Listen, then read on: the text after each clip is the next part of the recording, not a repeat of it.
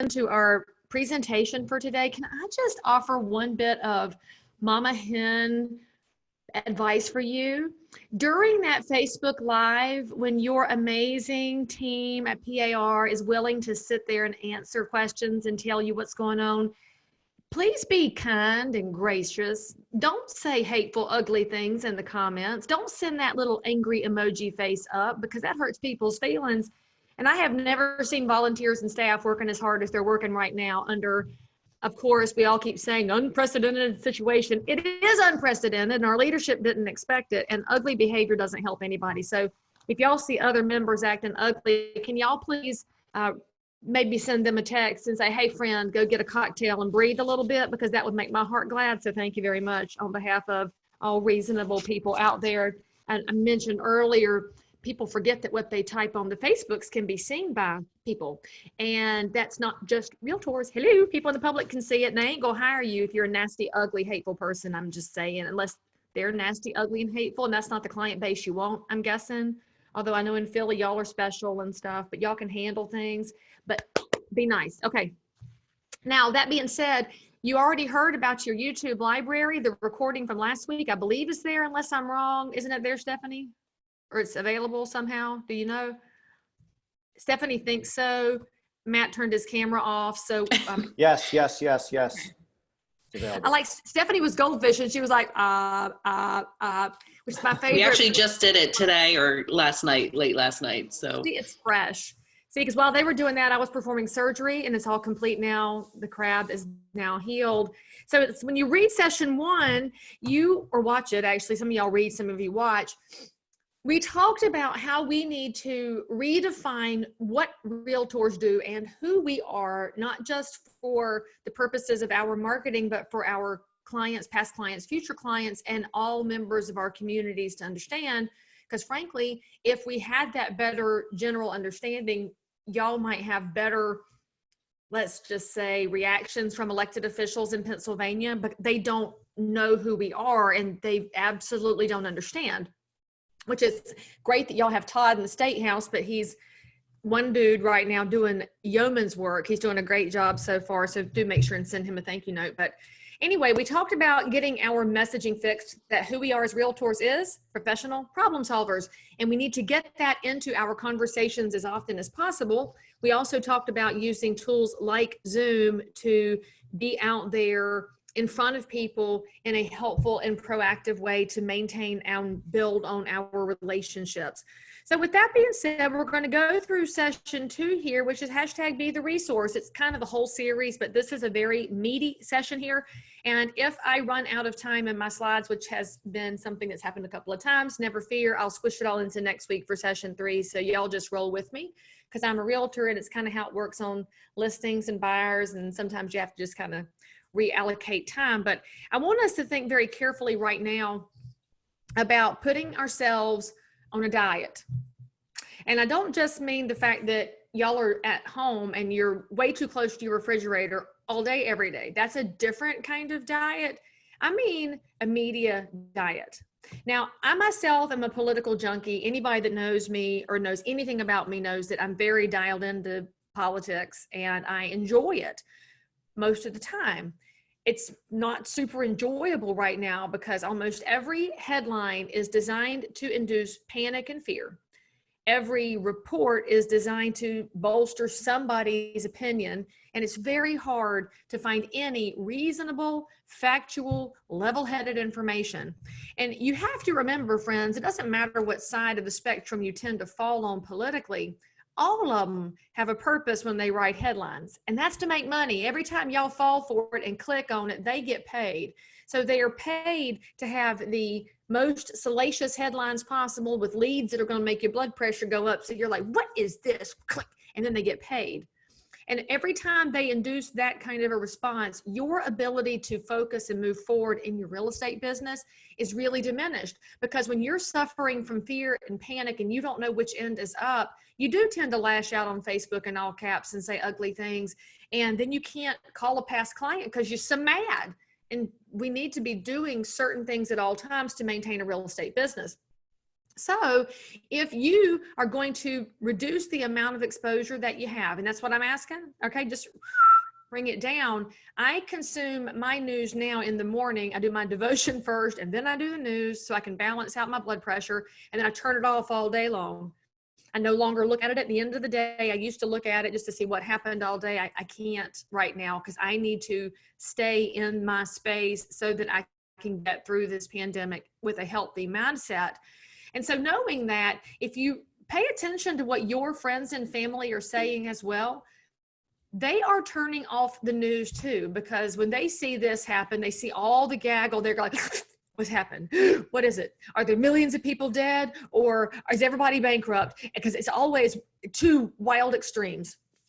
And when your public turns off the news, you start to realize there's things they need to know as well. Matt started off by asking y'all if you've applied for your unemployment benefits. It's available. You should be applying for it. You also have people in your particular world for whom this could be helpful. So if people are turning off the news because they can't deal with the fear and the panic either, what if you, their local trusted realtor, became the resource for level-headed, calm, reasonable, neighborly information? And think about this in terms of food. We know that if you stop eating altogether, that's just as bad as eating everything in sight. It's all about moderation, right? So when we think about moderation, what does the public need? Always go visit your GPAR site. You've got this home for your coronavirus information that the staff is updating every time they get something. And yes, you kind of have to check it every day because there's new information coming out every day. Yesterday, of course, we are watching for funding to come in for round 2 for the Small Business Administration. It's through the Senate and we're waiting on the House. Why does that matter? It matters because you have hairdressers and nail techs and landscapers and carpet people and handymen and house cleaners and people who surround your life and your business for whom that's good information. If they've tuned it out and they said, thing ran out of money, I didn't get anything. Well, but if they haven't paid attention that round 2 is happening, they may not know they need to reapply. Same thing for a lot of your realtor friends and family. I have been ready to come through my computer and do this to some people because I'm seeing a lot of realtors say, I didn't get anything. All right, shut up. Some people did, most didn't reapply. You've got to stop being so damn selfish. But anyway, and so when you see realtors that have forgotten their job is professional problem solver. Problem, people are in a financial pinch. Solving, I've got some solutions and some resources, no guarantees, but come on people, give it your best effort. Your staff wants you to have the information, friends, so just bookmark that all the time. Same thing with the PAR site and the NAR site. There's tons of information. And luckily, as realtors, I've noticed that every association that's put together a page, it doesn't have anybody on there expostulating with their wild opinions. It's just got, we know this, boom. We know this, boom. Here's the scoop, FAQ, Q&A. We are all about facts. Realtors are real news, thank you. Now, as you pull that stuff up and you're reading these links and you're figuring out, all right, what should I be letting people know about if they've turned it off and I'm going to consume the right information and then be helpful? What should I share? So how about you think before you share? You think before you type. You think before you comment. Can I say this enough? I can't say this enough right now. I got to tell y'all, last week on that Pennsylvania Realtors video that was on Facebook, I think y'all saw it. After the House and Senate got that bill on the governor's desk that he was expected to veto, but here's the skinny. There was some realtor typing in all caps, and I can't remember her name, and I should have screenshot it. And she was just rambling on about how if anybody had asked the rest of the realtors, they would never have agreed that we're essential, that all realtors should be at home. Otherwise, we're advocating for mass death. I mean, she was like over the cliff. And then the favorite part of her sentence was, I'll never give another penny to RPAC. And then all these other commenters popped in and said, then I'm doubling my investment. Like, I mean, it was funny snark, but it was also wildly unhinged. So as your mother hen from North Carolina, would y'all please think, thank you. And so when you think first, you realize that people will come to you if they believe that you are a good resource for information. And hat tip to anybody who's figured this out. If you're a good resource right now, guess when else you'll be a good resource? Hey, all the time. And then they'll call you about their house and say, I appreciated that you called me and told me about that small business money, and you're the only one who did. So be that resource in a reasonable way. And I'm just going to say one more time, you know, we have this phrase we use in association world called RDR, which means realtors don't read. Can we please change that meaning of that right now to realtors do read? Because I promise right now, when you're getting stuff from GPAR, it's not because they're killing time. It's because they have information that you need. So, you know, be cool, be helpful, and ask your staff for information. So with that being said, let's talk about where y'all are spending your time. We talk about sharing the SBA information, the unemployment insurance information, all that stuff. You know where y'all are hanging out is here in your on Facebook, scrolling, Instagram, scrolling, LinkedIn, y'all are scrolling a lot. And with most realtors, you occasionally think about posting, but it's just like, I got something to say, and you just blast off without a whole lot of forethought or planning. Because as realtors, planning, organization, and details, not in the top list of job skills that we have. We're very good with people. Y'all are amazing at asking questions and bringing people together. You do really great relationshipy work, but when it comes to schedules and detaily work, it's not your forte. When I'm interviewing agents from my office, I really don't ask them how organized they are, because frankly, if they're organized, they probably ain't selling anything. So let's fix that. So if you think about it this way, that's my family calendar. It's the one that lives on the refrigerator. And it normally is a wild color map of mom in pink, dad in blue, Cora in green, Timmy in orange. So we can see who's where and what times and what do we have going on, so we can stay organized. But because of the stay-at-home orders, my husband is in there working. My kids are over there homeschooling. I'm in the dining room with y'all, and it's just empty. I mean, I could put Zoom meetings on there, but that would be a little depressing. So generally, we're just all hanging out here together. And when your calendar looks empty, you're in Pennsylvania. I know that y'all look around at some other realtors like in Arizona who are even still having open houses, and you're a little jealous because you can't do squat. And that makes you feel mushy. And when your calendar is empty and you feel mushy, it's very hard to take action. So we're going to talk about how we can fix that. Okay. So the first place we're going to talk about taking action is regarding your calendar and regarding your social media, because that's where you already are. So I have ideas for you. You don't have to make it up from scratch. You have here 10 buckets of ideas for a social content calendar. Now, I'm going to have some of y'all message me later and say, I need an actual calendar. No, friend, I ain't doing it for you, because each of y'all is wired differently. And frankly, you're adults. And now is the time to say, I'm going to control that. I am a small business too. I am a CEO, and I'm going to make this happen. Okay. So I believe in y'all. See, I know how amazing you are. So when we think about these buckets, there's 10 buckets here. Go back one to this calendar. And as we talk through some of these ideas, I want you to think about Monday being bucket 1, Tuesday is 2, Wednesday 3, and so forth. Leave Saturdays free for pulling weeds, leave Sundays free for your mama and for the Lord. But we're thinking about this in Monday through Friday business days, okay? So if we have 10 buckets, that's 2 weeks worth of content. Don't repeat it until the next set. And then Shazam, you will have a month's worth of social planning in place that's going to cement your reputation in a way that introduces people to who you are and the kind of realtor you are. So in my little what not to do, it's a pretty short little list. Just some reminders to not be boring and dreadful. And when I talk about the static virtual tours, I'm talking about the realtor that puts up 12 photos of the listing and then puts them in a program that stitches them together, and it's a slideshow, and they like to call that a video or a virtual tour. That ain't a virtual tour. That is pictures stitched together in a slideshow. So if you want to make this a what to do, all right, you can't go show property right now, can you? No, you can't. But you know what you could do? Show people how you show property. And this is what's fascinating to me about video and social media. Y'all, you have this amazing opportunity to show people exactly how much you know and how awesome you are. Because when y'all show houses, you're so fun and insightful. And if you've never seen it before, you'd say, let's discover it together. Let's go figure it out. And you don't freak them out because you haven't been in there. You discover it. And you go to the kitchen and you say, oh, there's soft closed drawers. I love soft closed drawers. Oh, this backsplash is glass. I thought it was tile. And so you start investigating a house in a deeper way than the photos will tell somebody. So do it this way. Get your little iPhone up. And yes, I have the cheap version of the 11. I couldn't stand the money for that third camera, so judge me if you want, but I'm cheap. So I hold my camera here in front of my laptop. I'm gonna pull up Stephanie's listing over here on Elm Street and say, this house looks pretty good. And then I'm gonna call Stephanie real quick and say, hey, I like your listing on Elm. And she said, yes, it's great. If I could show it, it would sell. I'm like, yeah, can I do a virtual showing online? She's gonna say, what? Sure, knock yourself out. She's gonna call her seller and say, hey, another agent is going to do a virtual showing of your house. That seller says, rock on, they ain't coming in the house. Perfect. And Stephanie then looks like a pro because she's got relationships with other realtors that help increase their exposure in a market where your sellers still want exposure and really can't get the typical ways. So I've gotten her buy-in. See, it's very important that we have good manners and behavior according to the rules.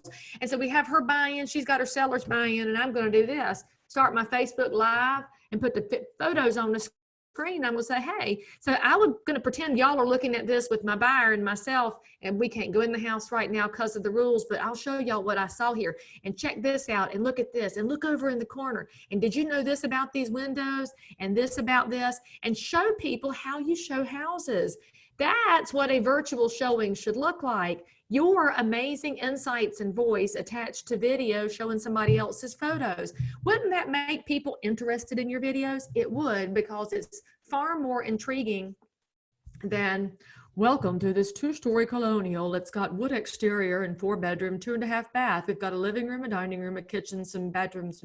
And if you'd like more information, or if you'd like a private showing, please. I mean, that's what most realtors do. And you sound as bad as the stupid coronavirus commercials that every brand is putting out that says, in these unprecedented times, we're here for you. Y'all, there was the best mashup on YouTube yesterday that took all those commercials and overlaid them together with a little sad piano music. I like to die. It was hilarious. So don't be like the coronavirus commercials. Be like the amazing version of yourself who says, I can't do it in the normal way, so I'm going to show y'all how I adapt. Because isn't that what realtors do? We adapt because we are professional problem solvers. Now, I've done some of these virtual showings, and I have sent them to buyers on FaceTime and on different areas. Let's see, hang on, I had a couple comments over here. I got distracted. But you can send these to individual buyers, but if you have buy-in from the listing agent, why not showcase how we work together? Not jealous, I understand why all realtors are considered essential. Well, so Taye, I'm just going to say all realtors are not created equal. The ones I think are essential are the ones that know which job tasks are necessary to help with housing, and the realtors who can abide by CDC guidelines and understand how important it is for us to be adults. Those are the realtors I think are essential. The ones that break rules and are jacklegs, I don't really care for them myself. So if they go away, I'm fine. Okay, so Robert just leaves a note about if you're considered, you can still receive unemployment. Yes, absolutely. And that's actually been a big question from realtors who had closings in the pipeline, and they felt like they still had income coming, but because your pipeline in Pennsylvania is essentially done after what's in there, just think about that in regards to this is affecting your future. So anyway, back to this little what not to do list. Please stop talking about interest rates. You know nobody's interested in interest rates. Even daggum lenders aren't, because they're like, oh, I can't promise that tomorrow's rate is today's rate, because it's not. And so it's boring. Don't be boring. And I've already said it, and I'll say it again. Quit bitching about other realtors. I'm so tired of it. I'm also tired of realtors that complain about their clients and their prospects. And if y'all think that doesn't happen, think about how many times you've seen a post on social media that says, I can't believe I got showed up. Don't people have any respect for people? They made an appointment and here I am. All right, so see, that's not going to draw anybody to you. My grandmother said, same thing yours might have. I guess Yankee grandmothers say it too, that you draw more flies with honey than with vinegar. I don't know why you want to draw flies, but you do with vinegar. You can draw bees. Now, bees are very much in need of your love. All right, so let's look at the 10 buckets here. You'll notice that of my 10 buckets, how many are real estate? 1, which means that over the course of 4 weeks, you're going to talk about real estate twice in direct fashion, and the rest of it's going to be very subtle.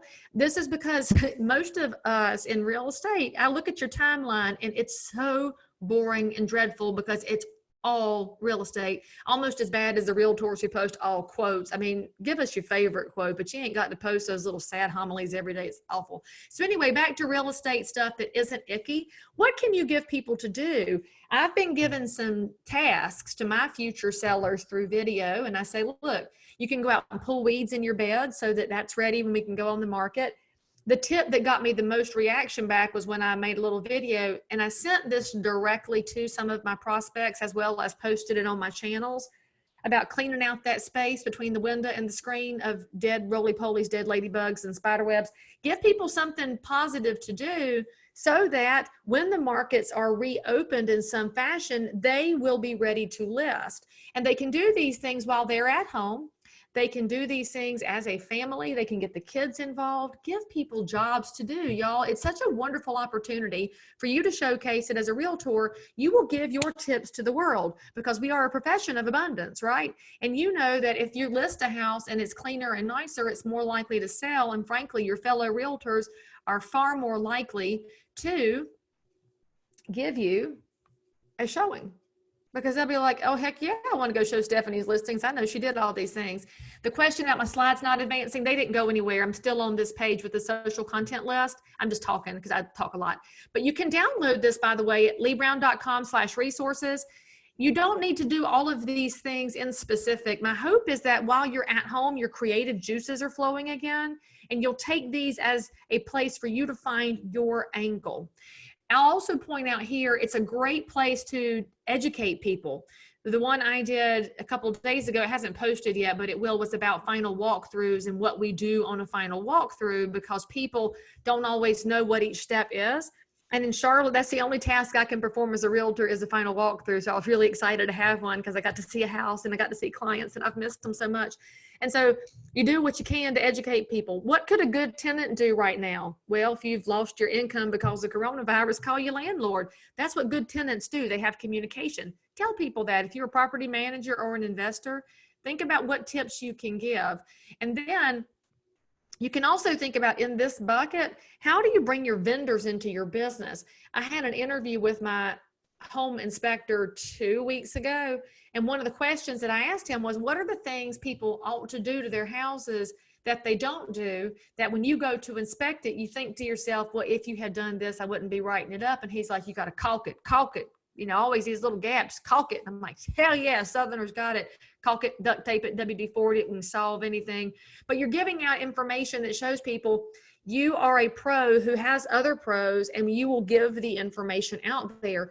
It's way different than you saying inventory levels are at historic lows, and as soon as we can show property again, I'd love to show yours. I mean, really? Do we really have to say the same tired stuff? No, you don't. Be helpful and interesting. And that's the non-icky real estate stuff. Non-icky meaning don't try to be all salesy and gross. And category 2 is where realtors are kicking tail right now. I've seen so much good coming out of this bucket from realtors because you're just doing this organically. You're talking about where you found toilet paper. You're talking about what's open, what's closed, where can you get masks, where can you donate PPE, what restaurants are you supporting, what's going on out there. You're being so helpful when it comes to community.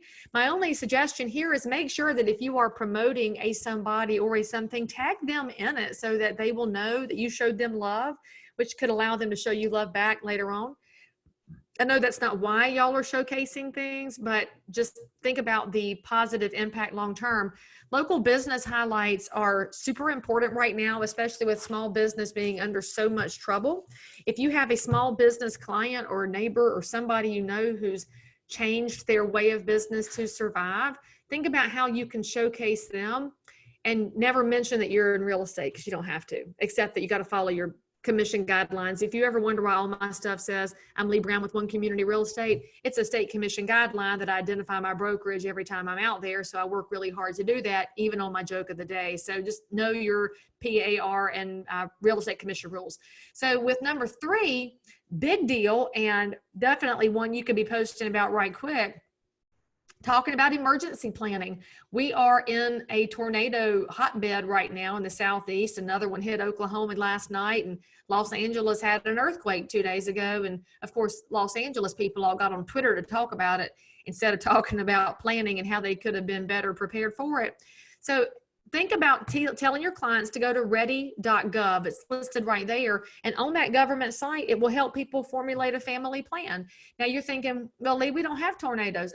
Stuff comes up, hailstorms, tornadoes, floods, hurricanes have hit us rarely because I'm inland from that, but we still talk about it.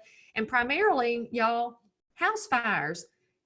Do your clients have that house fire plan where you know all the exits and you know where everybody's supposed to meet up so you can duck goose and make sure you've got all your family together?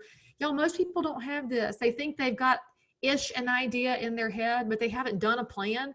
What better time to do it than while they're all hunkered down at home and can actually put it together? And what kind of realtor will you be? You're the realtor that's concerned about the health and well-being of their family while they're at home. Give people tips and tools. And when I mentioned number 4, political stuff to talk about, stay out of presidential politics. That's not really going to help your real estate business in any way, shape, or form.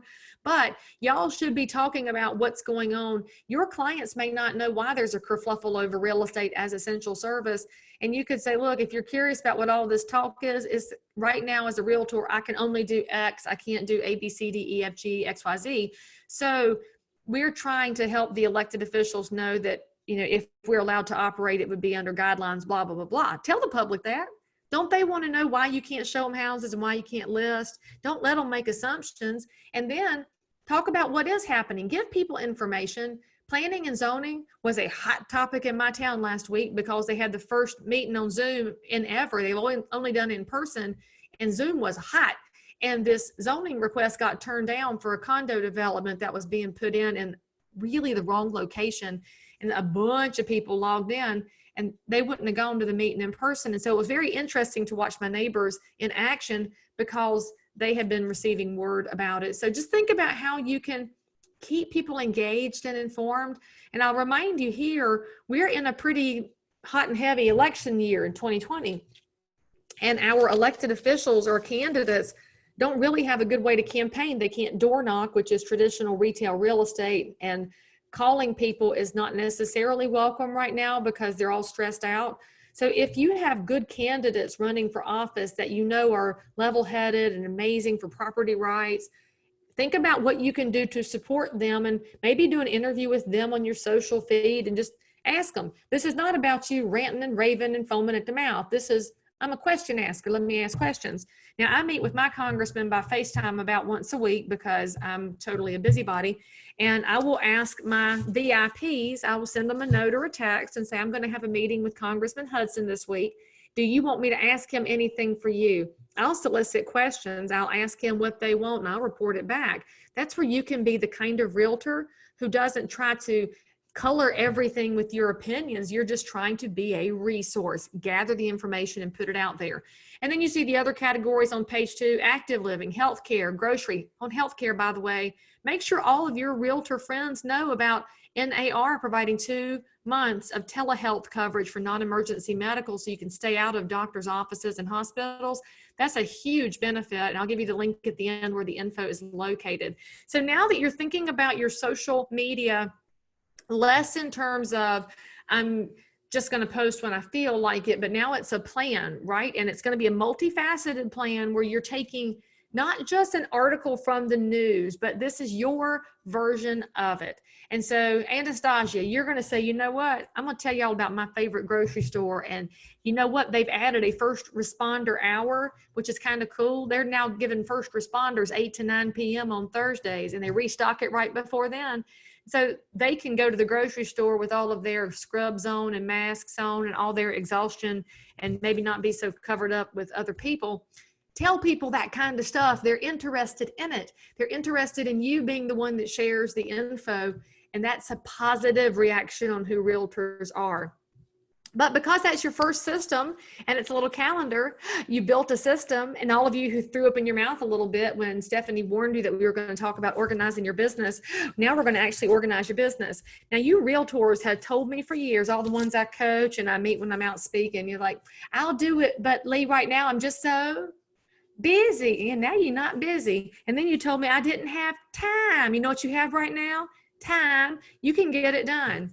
And my favorite realtor thing that's always been said is I'll do it when I get around to it. So look at my face instead of the screen. Look what you have here, around to it. See, now you have one and you can do this.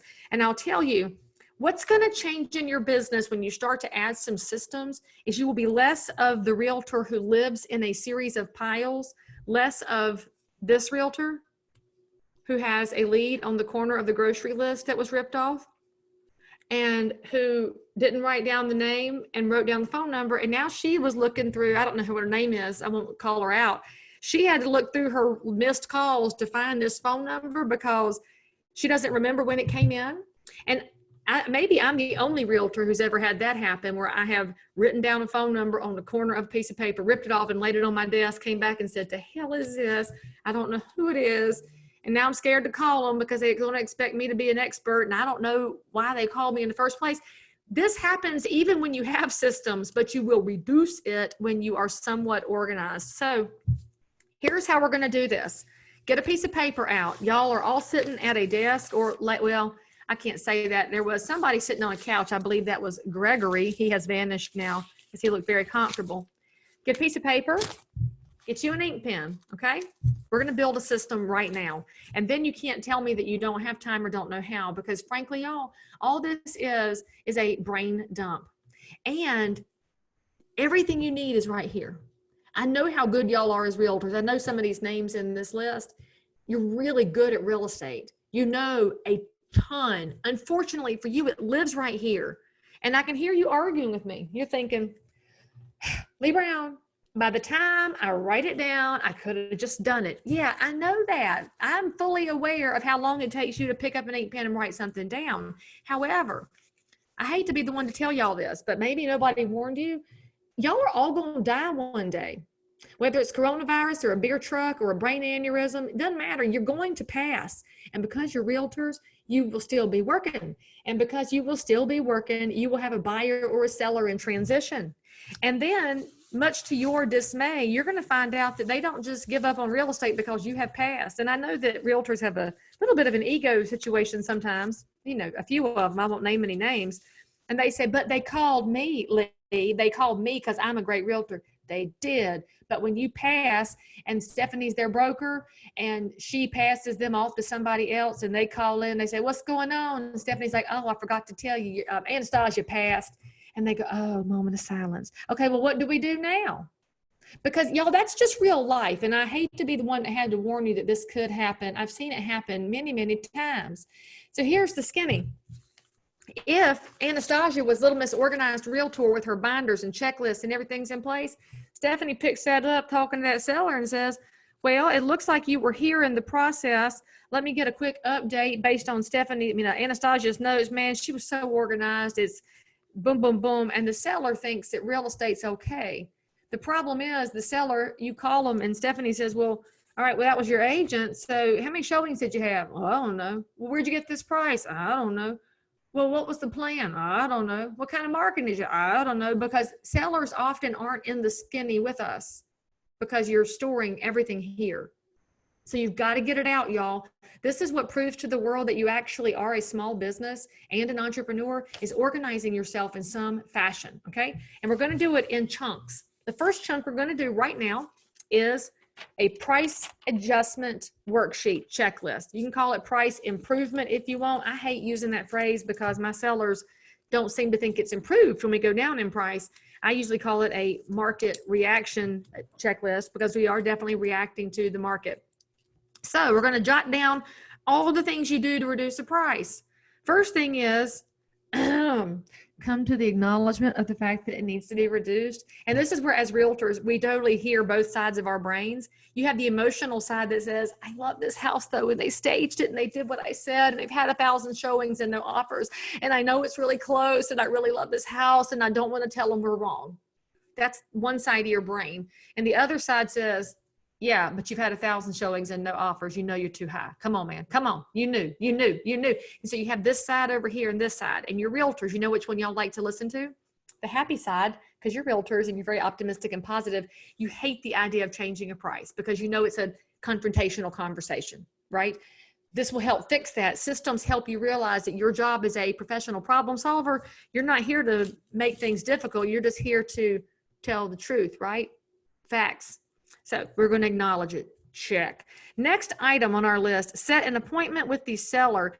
And frankly, right now, you might want to be setting some of these appointments with your seller suspects who thought they were going on the market and have said, let me just cool my jets for a few weeks, because I'm going to just wager that their number may have changed since they initially met with you. So we're going to set an appointment, not at the kitchen table, right? Because that wouldn't be cool right now, even if they would let you. I don't really need to. So I can meet them by Zoom, join.me, go to meeting, any of the meeting softwares, FaceTime, whatever you want to use. I like Zoom because you can record the meeting, friends. Hello, this is good for CYA. And so I'm going to tell the seller, hey, let's have a little meeting about the market and get a strategy update going. I need maybe 15 to 30 minutes of your time. I could do this afternoon at 2 o'clock, or I could do tomorrow morning at 9 a.m., which one works for you, which is a practice I'm sure many of you already have when you're setting appointments, to give two options so that they can pick, but that you can control your life. I'll point something out to you here. On that earlier slide with my empty family calendar, and I described that mushy feeling. As a realtor, it's hard to think about you having a calendar, which at this time of year, you would normally be wall to wall with stuff. And you would tempted to say to the seller, I mean, whenever, I'm fine, you know, whatever you want to meet. I'm doing nothing, frankly. I'm sitting over here in my house, and whatever you want to meet is fine. No. Got to put yourself right here. I'm a professional realtor. I have a calendar. I have a plan. I have two options for you, Mr. Seller. And he says, well, I can't do 9 a.m. Could you do 10? And you're like, hang on just a second. Clickety, clickety, click. Yes, I can move one thing around and I will meet you at 10. Think about it, y'all. It's all in the way that you say things, get people to understand the value that you bring to the transaction. So we set an appointment. Number 3, we're going to do a brand new CMA. Now here's why. Often in a normal market or in a more predictable set of market conditions, you can update the CMA that you had. But right now, you've got to be super clear with people that we just now are starting to see some of the dollar and monetary trends of coronavirus on real estate, because the closings from March were most of them in place before the coronavirus was a stay-at-home situation. And so the ones that held together would reflect a different market. Because how crazy is that to think that the first week of March is a different market altogether than the third week of April, y'all? It's crazy. But your seller needs to understand that, because as realtors, we tend to look at old comps, right? We're pulling data from 3-6 months ago. And now you're saying 6 weeks ago is old market conditions, all right? So March closings have to be taken with a grain of salt.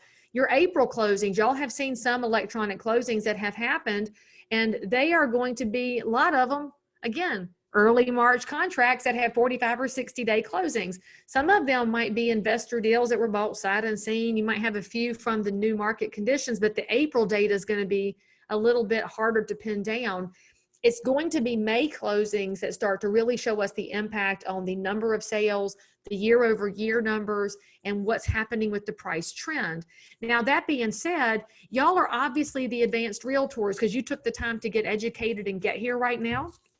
Highly suggest that if you don't know how to pull data from the MLS to look at year-over-year and month-over-month trends, reach out to your staff. I promise you, they love helping you interpret what's available as a realtor member of these MLSs. We have an amazing amount of data, and unfortunately, most members just know how to pull 3 comps and search for houses. So find out what's in there and make it help. And as you're running that new CMA and you're preparing your knowledge for the seller about how we probably won't know the numbers until May, we're going to do a heavily weighted evaluation of the actives. Because y'all, a house will sell in any market condition, realtor, no realtor, doesn't matter, right? If you take any property and price it at $1, it will sell. And so I always remind my sellers of that, or other agents of that, if they say there's nothing happening, the market's dead. Well, it just means that there's not a big enough value proposition for somebody to move in at that moment, because houses sell in every set of market conditions, no matter what the hiccups are. And your seller needs to know if they're sitting on the market and their price is here and all of their competitors have started doing this and they're hanging out up here, you have a problem here. And so even if the May comps come in very nice, If the actives are sitting here, y'all know what's happening. Your seller is becoming the one who showcases what a value the competitors are. So pull that data together, and you've got to be bold and strong here. You're not being negative. You're not being bearish. You're being honest. We don't know yet. As your professional problem-solving realtor, I'm going to keep watching the data. I'm going to keep evaluating things. That's why you hired me, is so I can help you get your goals accomplished. So then step number 4, we're going to have the appointment. Now you notice we don't mention price to the seller because they'll duck you and they won't meet with you. We just talk, strategy and market conditions. And so we're going to pin them down and make them show up online. And then we're going to get their approval on the new price. And based on whatever numbers you ran and what that seller's needs are, we got the new price. Then we're going to, step 6, get it in writing. DocuSign, DigiSign, .loop, VeriSign, whatever you need to do to make your brokerage and E&O and state commission happy. Everybody has different rules. Then you're going to do what all brokers makes their heart warm. You're going to turn in the proof to us that you reduced the price. Thank you so much. Because we just love it when sellers, agents will bring us a package that is a listing agreement, price reductions, contract, closing statement, and commission check all at the same time. Just turn your paperwork in on time, people. And then you're going to update the MLS. That's step number 1, 2, 3, 4, 5, 6, 7, 8. Step 9, we're going to update all the marketing, all the websites and flyers and stuff that you have out there. And then we have step 10. We're going to call every agent who's ever shown it or inquired about it and say, hey, professional realtor colleague, this listing just went on sale. Woo! And you'll make sure that they know about the improvement to the price. It's an improvement to them, not to your seller, right? And then we're going to call every suspect who's ever inquired about it on any website or anything you've ever done. And hey, friend, if you'd like to have a virtual showing, let me know and I can tell you all about the house. And you don't even have to put on your glove and your masks and leave yours. And then we have step 12, which is the secret step that most realtors forget about, because when things live in your head, you kind of forget some of the really important steps. And if you've ever had a seller who reduced their price and you did all these steps and you then got an offer the next day because you got it right in the sweet spot, and the seller said to you, well, we should have waited a day to reduce the price because you made me sell it for too little and I ain't blah, blah, blah. Yeah, you've had that seller, right?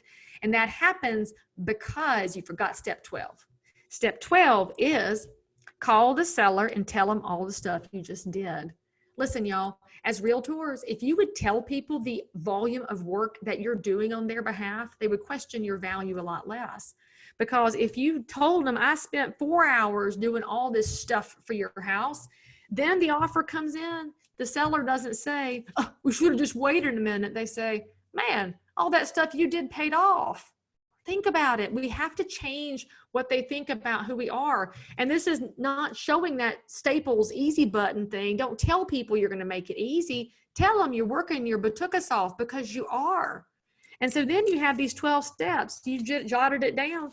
Go to Google Docs or Microsoft Word or Pages. There's a checklist template in there. Fill it in, friends, and you built a system. And here's what I want you to think about. I think Kevin was going to put it back on the PAR website because it fell off in the last website iteration. But there used to be a list on the Pennsylvania Realtors website of the 160 things a realtor does to sell your home, or whatever the number was. And frankly, you can Google that. It's on a lot of realtor websites throughout the country. And if you look at that list, adjust the price if needed is one of the items. Well, if you'll realize that adjust the price if needed is a 12-step tiny system, you start to realize that all the things that we do, if each of them is 5 or 10 other steps, we're doing a lot of this stuff.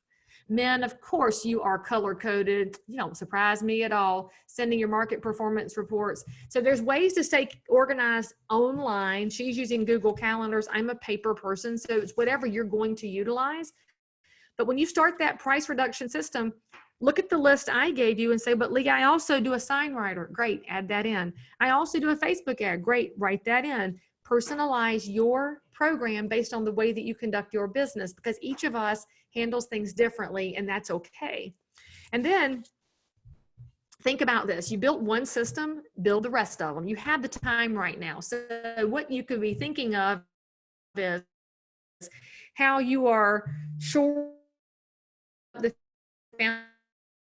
for your real estate business so that when things are different and improved in the future, better relationships with your colleagues, better reaction from the consumer public, because they tag on, you totally, I knew what was happening in the process. So in my operating procedure, in a normal realtor world, I ask people to do one a week because you're just honestly too slammed and busy to think. Right now, you could do one a day because in about 10 minutes, we built your price adjustment plan. You could do the same thing for all of these little pieces of your business. What do you do with an incoming buyer referral? What do you do with a sign call? What happens when somebody calls you about selling their house? My favorite system, what do you do when you pick up a sign and lock box? Because there's no way I'm the only realtor that has a baggie in the back of my car full of keys that I don't have the foggiest idea where they go. But I got that lock box out of the car to put on another house, and there was a key in it. And I said, yeah, there's a key here. I don't know where it belongs, but I don't throw them away. So there they are. So I have a lockbox system now. Because of that bad habit, I take the lockbox off the listing. I record it in my inventory. I clean it. I empty it. And then I deliver the key if there's one in there. It's those little things that start to improve your business, and you'll start to save time. And friends, when you start saving time, you can make more money because you can then spend more time on client interactions, which we've already established you're good at. The systems are just kind of painful to build up front, but they make you a lot of money in the long term. One system you should have definitely involves your own money and your own finances. So please take advantage of this benefit from the National Association of Realtors called the Center for Realtor Financial Wellness. It's located right there, financialwellness.realtor. And in this program, you can do an assessment of yourself and how well you're doing at planning for retirement, at planning your investments, at buying investment real estate. There is basic information. There's more advanced information because obviously our members are all over the place. And then you have a couple of different things here that can actually become systems in your business. So when you think about investing in your first rental property, how many of y'all know that you need to buy rental properties, right? You know that you've thought about it, you haven't, and you should. Well, once you start working on it, you're going to be more comfortable talking about it with your client database, which means they may buy more investment properties, which will improve your business and make you a more well-rounded realtor. And the tools are right here. The spreadsheets, the information, commercial real estate, second homes, so much stuff that you could think about here. And when you look at that incoming buyer process, I send you a referral. They're moving from Charlotte to Philly. Ha, ha, ha. That would never happen. They'd move from Philly to Charlotte. But actually, we have the whole airline thing going back and forth with American Airlines because y'all have our other hub. Well, if I have a pilot moving up there, when you talk to him, and I sent him to you for primary residence, your system should say that you talked to him about his primary residence needs and his real estate investment as a diversification strategy. Every buyer that I talk to, we go in both directions. I met with a 24-year-old first-time buyer, nice young lady on Tuesday by Zoom, and our conversation started with her primary and all of those details, and then we shifted into when and how she should start buying rental properties. Because what is interesting about millennials, they love real estate as an investment because they're very wary of the stock market. So start building this system in, and then you're not just asking once in a while, you're asking every time, which, by the way, makes you a better proponent of fair housing, because fair housing basically just says what you do for one, you do for all. So make sure you're asking the same questions of everyone. Now, as you're doing financial planning and thinking about investors as part of your systems, one system you have should involve taking control of your money. First of all, you should have a credit card for your real estate business as well as your personal stuff so that you can watch the things that y'all accidentally sign up for. $19 a month, $39 a month, $79 a month.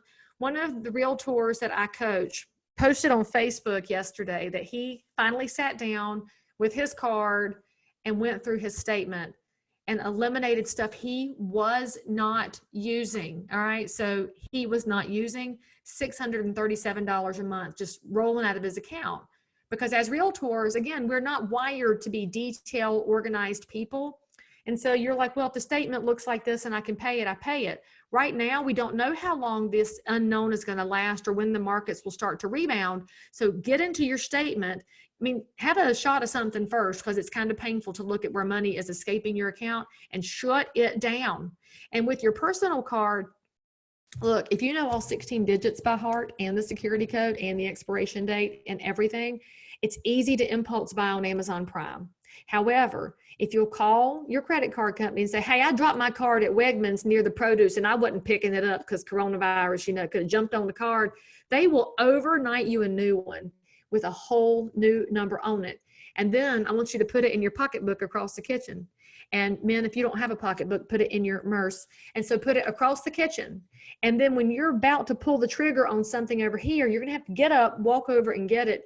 It slows your roll this much, and often that's what it takes to derail an impulse purchase. I can't tell y'all this enough. This is something a lot of realtors should have done sooner in the Great Recession, and you need to do it right now, because even though things could get better tomorrow and all the restrictions could be lifted, we know that's not going to happen. So stop the unnecessary spending and do it quickly. And don't feel bad when you get the little pop-up. Are you sure you want to cancel? We'll offer you a deal to stay. No ma'am. Be brave, be bold, cut it. So we're thinking about that. I'm actually going to save the big database piece for next week, because we did have a little bit of announcements at the beginning. So I promise you, we're going to go through all of this, and it's totally worth you showing up next week. So let's just pretend this is a teaser for next week. We'll talk about Dunbar's number, give you some questions. Now, I mentioned your 2 free months of telehealth. I mentioned it last week. I'll keep mentioning it, because if you are a realtor who doesn't have this available through your insurance provider, or you don't have insurance, it's also available through some versions of Medicare. This is 2 free months of telehealth for non-emergency help. Please take advantage of this. And also at that same site, nar.realtor/right-tools-right-now. Y'all, you can get your ePro designation, get your at-home with diversity certification, get your pricing specialist. There's so many different classes you can be taking to make yourself a better realtor. And when you look at those 10 buckets of social content, it's pretty cool if you could make a post that says, man, I've been wanting to take this commitment to excellence class, but I've been so busy with real estate. And now that I'm on stay-at-home orders, I crushed it out. And holy smokes, I sure wish I'd have done this before, because I got a good marketing idea. Well, if you leave it at that, a lot of your realtor friends will say, well, what's the marketing idea? And you're like, look, go take C2EX yourself. But your seller suspect says, what, new marketing idea? And you're like, yeah, as soon as you're ready to chat, let me know. We'll Zoom about it. I can't wait to get ready to sell your house when the time is right. Your education should make you attractive to your client base and to other realtors as well. Now, all of the free stuff I have is right there. If you text the word Kicktail to 555-888, yes, I make you register, but I don't spam people. Anybody that's on my newsletter list already knows they kind of get one sometimes, and sometimes they don't, because I just send it out when I feel like it, which is not all the time. And then we have learnwithleigh.com if you don't want to text. And if you need something to do with your time at home and you want to be on my podcast, I'm recording a bunch of episodes while I'm sitting at home, and that's Crazy Shit in Real Estate, which, as I think Matt's already figured out, is a thinly veiled play on professionalism and how realtors manage in wild situations. So, give me a shout if you want to widen your marketing reach. But if you want ideas, you want to take what I'm doing, steal it, make it good for yourself, knock yourself out, rip off and duplicate. Anything I'm doing that will help y'all, put your Philly spin on it and have some fun with it, because we're going to be at home for a little while. We're taking care of our community. We're trying to follow the rules. Red bottoms, girl, I do not spend that much money on shoes. Men, now I know who you are. These are some real cheap ones I got on clearance. I only buy clearance shoes because I'm cheap. So what you going to do? So anyway, if you have any questions, I don't see anything popping up, but jump them over here in the chat. Men says, millennials, it's the democratization of investorship. Daggone, that is a really good way to say it.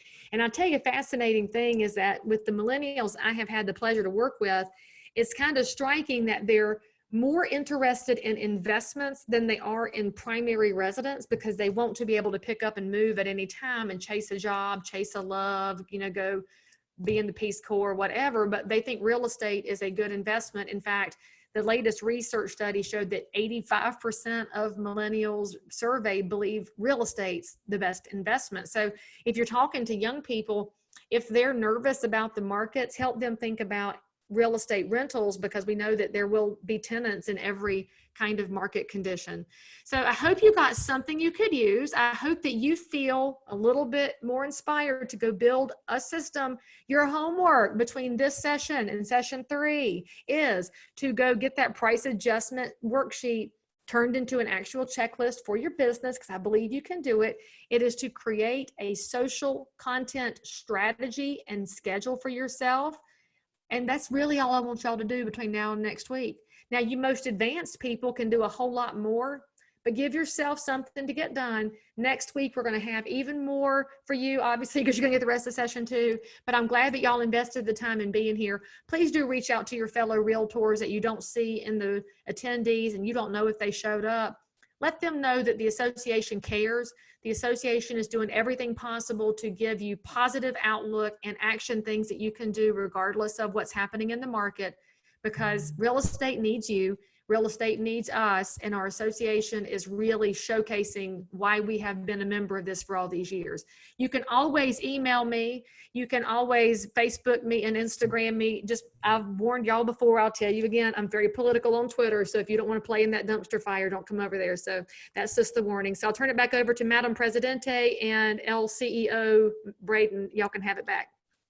Thank you so much, Leigh. And we look forward to next week, the continuation of our second series on database. Love to hear that. And we will see everybody next Thursday, 10 o'clock sharp, because we are going to have a packed session. Matt, is there anything else? Yes, give us your thoughts in the chat. Accept Leigh's challenge in these challenging times, air quotes. You have work to do. Do some things. You have downtime. Take the challenge and kind of get your stuff in order. So whenever this thing kind of clears up, we're ready to rock and roll. Give us your thoughts in the chat and tune into that webcast this afternoon if you're interested in information about the unemployment compensation. And then finally, tomorrow, we want to see a packed room at 10 o'clock for the fair housing piece that we're going to have. Brian Green from NAR, great opportunity, Hour of Power. Join us. Thank you. Thanks, All everyone. right. Have a great day. Thanks, everybody. Thanks, Leigh. You guys are awesome. Hey, Matt, can you still hear me? Yeah. Hey, will you shoot me Stephanie's address, or if you have her home address, so I can send her a little Cersei? Sure. No problem. I didn't see Skiffington was over there. What's up, Tom? All right, guys. See you next week. All right. See you, Leigh. Thanks. Bye. Matthew, okay. Matthew? Yes. What's Leigh's address? I didn't catch it because I was in the kitchen. Hold on for 1 second. Thank you. What happened to the chat here? I think she dropped it in here someplace.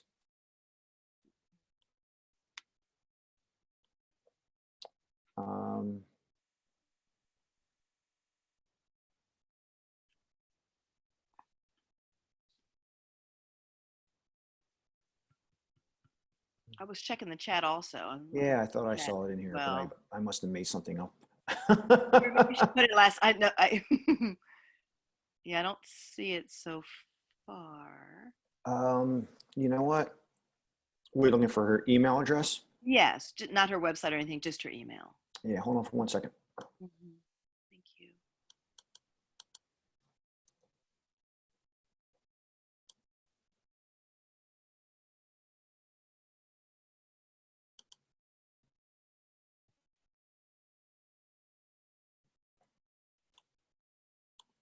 I'm going to give you the person that she works with. You mean her assistant? Yeah. Okay. Thank you. It's Michelle Clark. With two it's L's. One Oh, L. I see you sent it. Okay, Michelle. Yeah. Michelle at leighbrown.com. Okay. Yeah. And she's very responsive and very helpful, so I'm sure she'll be able to connect you easy peasy. Well, thank you, Matt. Thank you guys for this. She's dynamic. She's hilarious.